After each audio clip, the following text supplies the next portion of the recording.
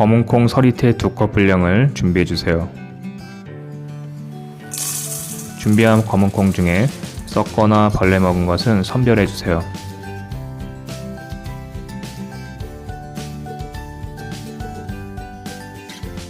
검은콩을 흐르는 물에 2-3번 정도 씻어서 먼지나 이물질들을 제거해주세요.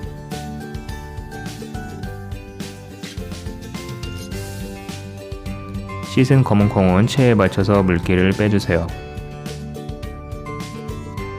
양파 가른 물로 검은콩을 불리기 위해서 양파는 70g을 준비해주세요. 믹서기에 양파를 넣고 물 3컵 600ml를 넣어주세요. 이제 믹서기를 곱게 갈아서 양파물을 만들어주세요. 체에 받쳐서 물기를 뺀 검은콩은 볼로 옮겨주시고요. 이제 검은콩에 갈아 놓은 양파물을 부어주세요. 이 방법은 알토란에 나왔던 꿀팁으로 양파의 단맛이 검은콩에 스며들어서 더 맛있는 콩자반을 만들 수가 있습니다. 이제 이 상태에서 3시간 정도 콩을 불려주세요. 검은콩을 불리는 동안 다시마 30g을 준비해주세요. 다시마가 부서지지 않고 잘 잘라지도록 물에 살짝 적셔주세요. 이렇게 적셔서 부드러워진 다시마는 가로 세로 1cm 크기로 잘라주세요. 이 방법 역시 알토란에 나왔던 팁인데요. 다시마의 천연 감칠맛이 콩자반에 스며들게 할 뿐만 아니라 다시마를 콩자반과 같이 먹음으로써 쫄깃한 식감도 더해줍니다. 만약 다시마를 드시기 싫으신다면 다시마를 자르지 말고 그냥 넣으세요. 나중에 다 졸여진 후에 따로 분리하더라도 다시마는 꼭 넣으셔야 됩니다. 그만큼 콩자반의 맛을 확 바꿔주니까 꼭 다시마 잊지 말고 넣어주세요.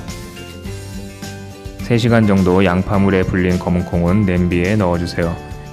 이때 검은콩을 불린 양파물도 같이 냄비에 넣어주세요. 불은 센 불로 끓여주세요. 냄비가 끓어오르기 시작하면 잘라놓은 다시마를 넣어주세요. 계속해서 센 불로 물이 자박해질 때까지 끓여주세요. 화면처럼 물이 자박해지면 양조간장 또는 진간장 6스푼 넣어주세요. 조청이나 물엿은 5스푼 넣어주시고요. 감미를 위해 설탕 1스푼 넣어주세요.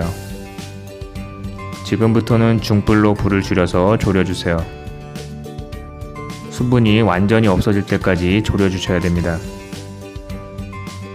콩자반이 다 졸여진 후에는 참기름 1스푼 넣고 불을 끈 다음에 잘 섞어주세요. 마지막으로 통깨 2스푼 넣고 섞어주시면 됩니다. 맛있는 콩자반이 완성됐습니다. 추억의 밑반찬 콩자반.